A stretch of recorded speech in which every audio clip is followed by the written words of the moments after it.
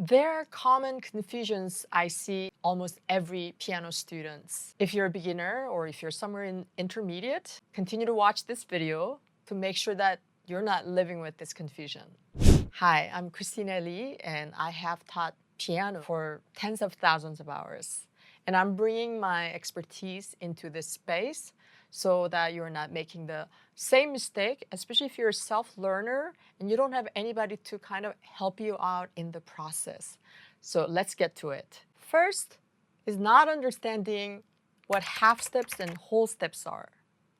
So a half step is a key that is next to a key. And it doesn't matter whether it's a black key or a white key. And I think usually piano students understand that C to C sharp is a half step, same as like D to D sharp. But when there's like two white keys next to each other, E and F, that's also a half step. And whole is always two half steps. So C to D is a whole step, but you can also have a black key to black key, like C sharp to D sharp. That's a whole step. And you can also go from E to F sharp or B flat to C. So understanding clearly what are half steps and whole steps is really crucial because that's the smallest unit our music is made up of. Next is bass clef. Usually you see bass clef on the lower clef of a grand staff. But people get this idea that bass clef is only for the left hand. Bass clef does not equate to left hand. Bass clef simply means the notes are in the lower side of the piano. These are for the lower notes. And because of that, sometimes you can have grand staff with two bass clefs because both of your hands are playing in the lower register. Next is the left hand finger numbers. Now, we learn first or second lesson, the finger numbers, right? 1, 2, 3, 4, 5. Thumbs are always number ones. Easy, everybody knows that. But at some point, almost everybody gets confused with their left hand that the pinky is number one. It's understandable because you're thinking, oh, it's the first note of the scale, which is number one. And sometimes we put numbers on our scales, so it could be, but don't get confused with finger numbers.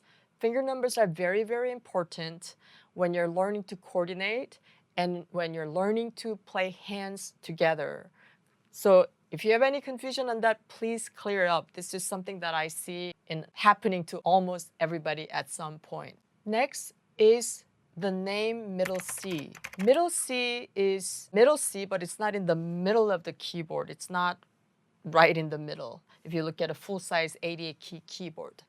Middle C is it's in the middle point from the top to the bottom of the grand staff.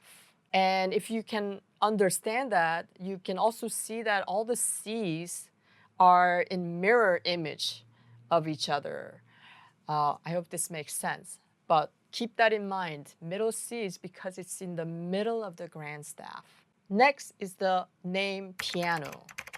Our instrument is called piano, and it's also a dynamic marking, piano, which means to play soft.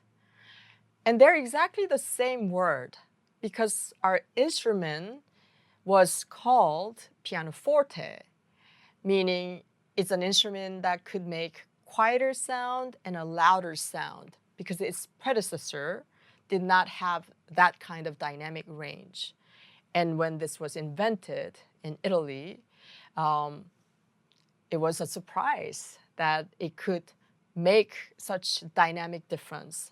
So our instrument piano also comes from that word meaning piano. So this is not really a confusion that people have, but I want people to understand where this comes from and why we have this name for the instrument that we play. The next confusion is the word short. And I think this actually has more to do with the context and teacher-student dynamics. When we say short, I realize that students can either think short as in duration, like rhythmic value, like a short note as in 16th note, or it can mean short as in articulation, which is like a staccato note. And so when I'm teaching, sometimes I realize that I say short and the student is interpreting it in a different way. They're not only playing something short, but they're also making that note shorter duration-wise. So make sure when you hear short that it's the right short. Next, enharmonic. You might not know this word, that's okay. It just means that there are more than one name for a key. I think you know that black keys can be called by its sharp name or flat name. For example, C sharp can be also called D flat. And it's not so much of a confusion for students, but there's a question of like, why do we need these two different names? And this is something that's harder to understand until you reach the point of working on music theory. So the easiest way for me to explain this is like the English your. Like you are your, or yours your. If you're just listening to someone speak, maybe there's no distinction. But when you're writing it, one is correct and one is not correct, right? It's the same thing in music. It has to do with the literacy, the theory behind it, which becomes more important as you go deeper into music. Also, don't forget that F can be E sharp and E can be F flat. So even the white keys can have a different name. Just to make it more confusing, we also have double flats and double sharps. Like C double sharp is going to be D. And, you know, it's like, why in the world do we need that? Again, it has to do with literacy. It explains how music is made. So don't worry about it, just be aware of it.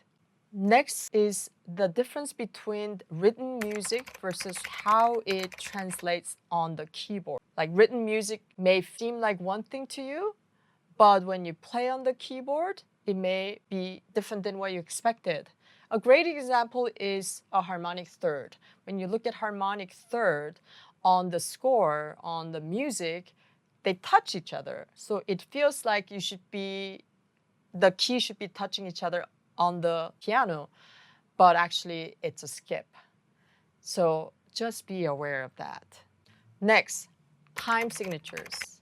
Let me just explain. The top number tells you how many beats you have in one measure. The bottom number tells you what kind of note is one beat in this particular piece of music. So theoretically, top number can be any number. We have common numbers like 4 or 3 or 6, but you can have 5, you can have 9, you can have 17 if you wanted.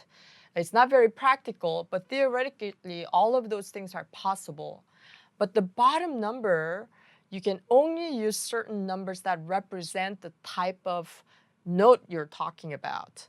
Like 4 relates to the quarter note. 8 relates to the eighth note, and 2 relates to the half note. And so usually people are aware of the top number, but students get really confused about the bottom number.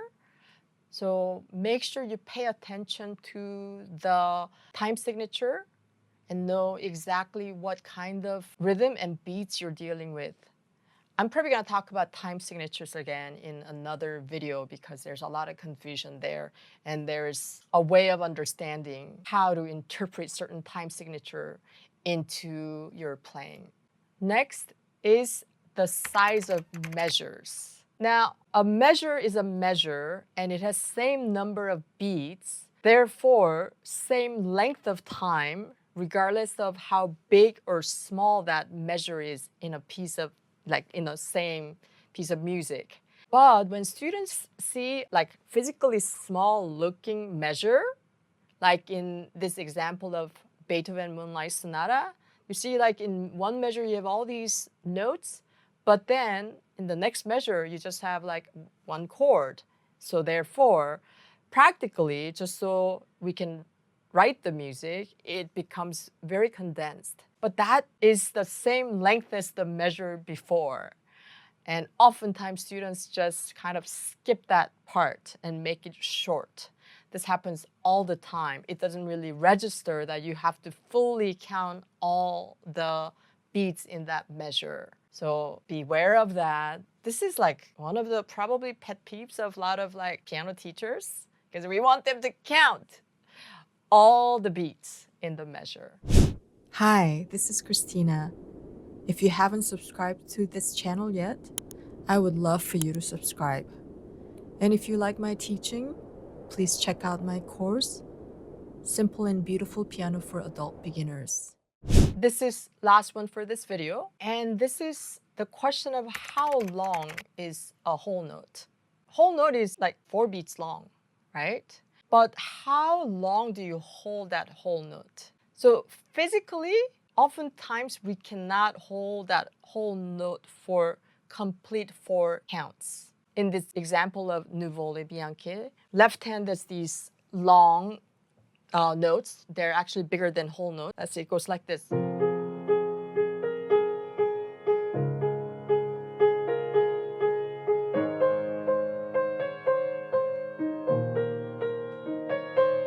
But left hand, I have to move my left hand, so it's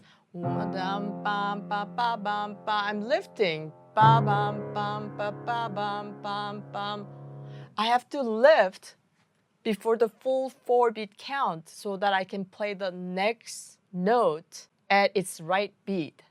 So the most important thing is playing the next note at the right beat. So in practicality, that note is as long as you can make the next note on time and musically. And a lot of times, our pedal does the sustain for us. And sometimes it's a stylistic thing that someone would just play the whole note like this, especially when you're playing a bass. So even though we teach our students, okay, this is like 2 beats long and this is like 4 beats long, it's not always held that long. And this is something that is very practical, but really doesn't get talked about very much. It's important because the release is a huge part of the coordination we have to learn as piano players. So keep that in mind.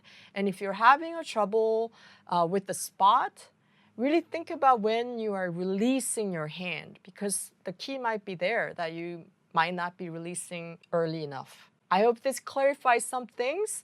And if you don't have any of these issues, great. But if you found that, oh, maybe you had some confusion, I hope it was really helpful. Good luck, and I'll see you in my next video.